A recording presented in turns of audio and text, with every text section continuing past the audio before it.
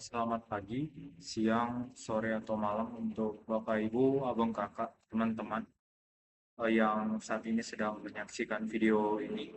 Jadi, saat ini saya akan memaparkan terkait makalah penerapan algoritma greedy pada simplifikasi mesh 3 dimensi menggunakan edge collapse berbasis quadric error matrix. Nah, sebelum saya melanjutkan lebih jauh, perkenalkan saya Marcel Storus, NIM 1352463, mahasiswa Teknik Informatika ITB yang saat ini sedang menjalani semester 4 perkuliahan. Di sini saya akan menjelaskan sedikit terkait metode yang saya angkat beserta algoritmanya, dan di akhir nanti saya akan paparkan sedikit terkait demonstrasi implementasi dari algoritma ini. Jadi di sini terdapat beberapa hal yang penting untuk kita perjelas bersama sebelum kita mulai masuk ke implementasi. Yang pertama terkait quadric error matrix. Jadi quadric error matrix ini adalah suatu metode yang diterapkan untuk menentukan apakah suatu vertex ini layak untuk di collapse atau dihilangkan gitu ya. Suatu edge dihilangkan atau tidak. Nanti pada saat itu dihilangkan, dilihat apakah ini menghasilkan perubahan besar pada objek 3D yang sedang disimplifikasi. Jadi inti dari algoritma ini sebenarnya ada di sini, tapi kemudian dioptimasi menggunakan greedy dan ada sedikit dikombinasikan dengan divide and conquer. Tapi di sini kita lihat bahwa ada persamaan KP quad. Di sini ada P sama P transpose di sini. P transpose ini adalah persamaan bidang. Ini bisa didapatkan dari perkalian perkalian dua matriks yang dibentuk dari tiga vertex. Jadi ada sisi segitiga, kemudian dikalikan untuk mendapatkan persamaan bidangnya, sama seperti yang sudah ada di matematika diskrit. Kemudian setelah didapatkan persamaan bidangnya ditranspos dan dikalikan, hal itulah yang menghasilkan nilai dari kuadrik.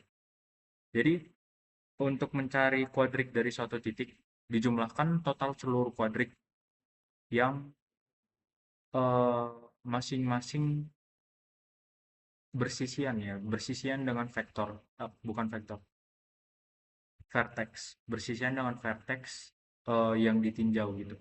Jadi seluruh sisi yang bersisian dengan vertex yang ditinjau dijumlahkan seluruh kuadriknya, itu adalah kuadrik dari vertex. Kemudian untuk mencari kuadrik suatu edge atau suatu sisi, itu adalah kuadrik vertex 1 dan ditambah dengan kuadrik vertex 2.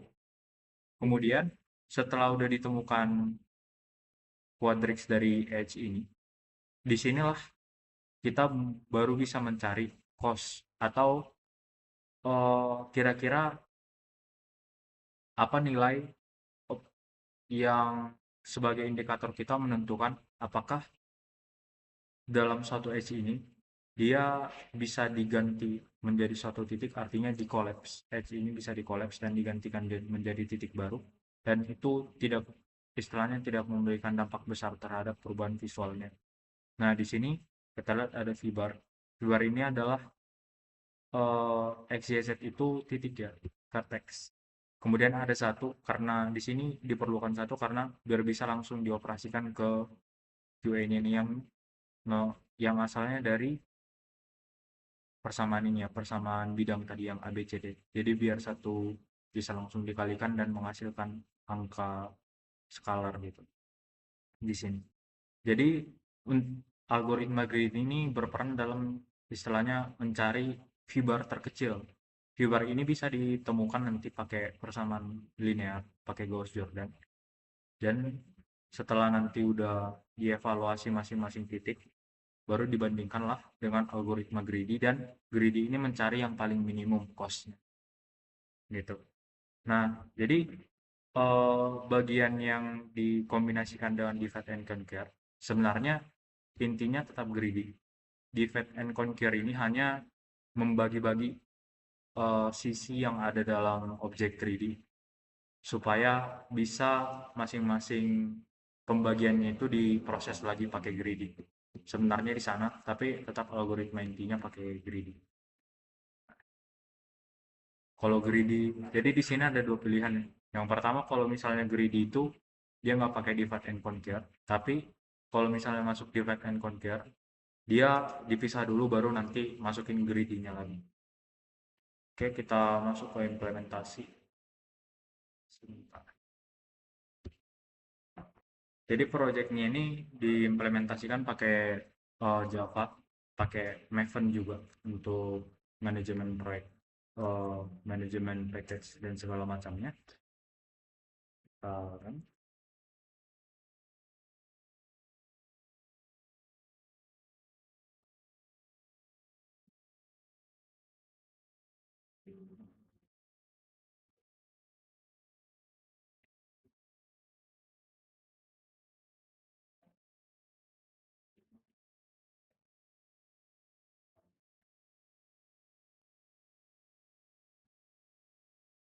Sebelumnya kita tinjau sedikit untuk kodenya. Nah, jadi di kodenya ini sebenarnya sudah ada tes juga. Dan tes inilah yang dilampirkan di makalah ya sebenarnya. Di makalah dan dibandingkanlah masing-masingnya. Bandingkan di sini. Tapi untuk demonstrasinya saya coba ambil tes yang baru, artinya supaya berbeda dari yang makalah, biar bisa lebih jelas lah. Karena tes-tesnya yang dihasilkan dari tes yang ada di folder tes ini, dia cukup sederhana gitu, apanya, eh, objeknya. Oke, langsung aja kita load objeknya. Contoh,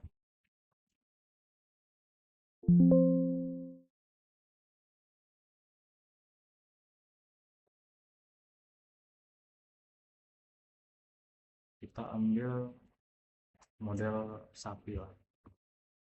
Nah, di sini dia. Ini agak kita buka dulu. Nah, contohnya gini. Ya, contohnya gini.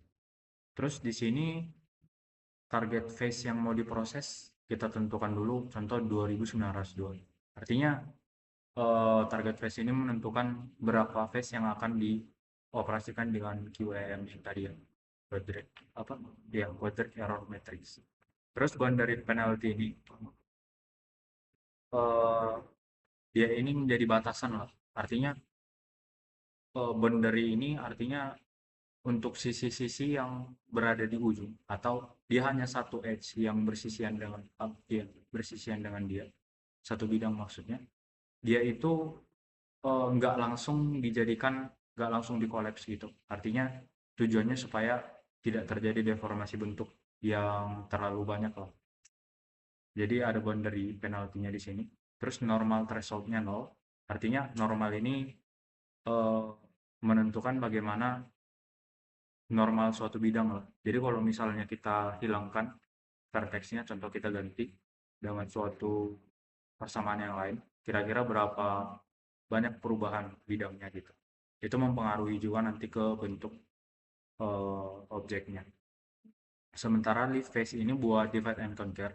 Jadi dia bisa ngebagi masing-masing yang maksimal 250 loh, 250, 250 face. Terus diproses masing-masing sebanyak 250, 250, 250.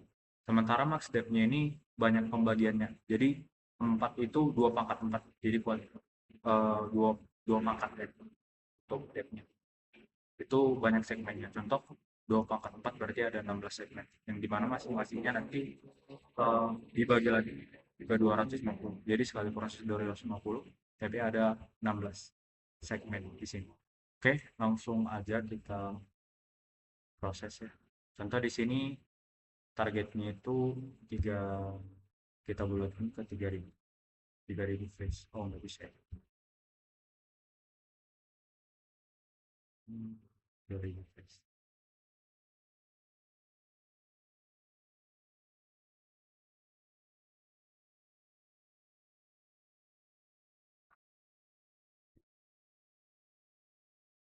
cukup mendekati 2950 juga sudut ininya. Oke, kita simplify. Nah, ini prosesnya, yang ini yang diproses.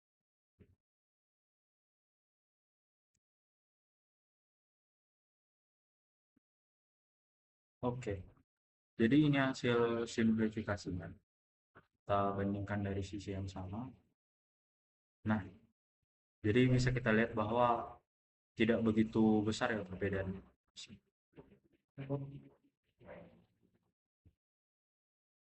Nah, jadi biar bisa dilihat lebih jelas, ini ya, dari 5.804, jadi berkurang ke 2.996. Ada pengurangan sisi kira-kira sebesar 48,38%. Bisa kita lihat, nah ini ada banyak jaring-jaringnya atau sisi-sisinya. Di sini sudah lebih sedikit, jadi bisa dilihat perbedaannya.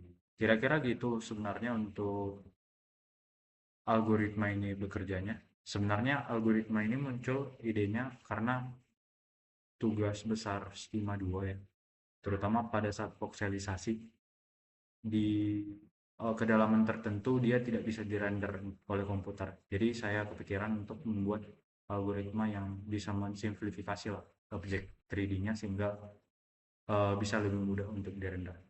Kira-kira demikian untuk presentasi makalah dan demonstrasi juga makalah yang saya berikan. Terima kasih waktunya pada Bapak Ibu, Abang Kakak maupun teman-teman yang melihat video saat ini.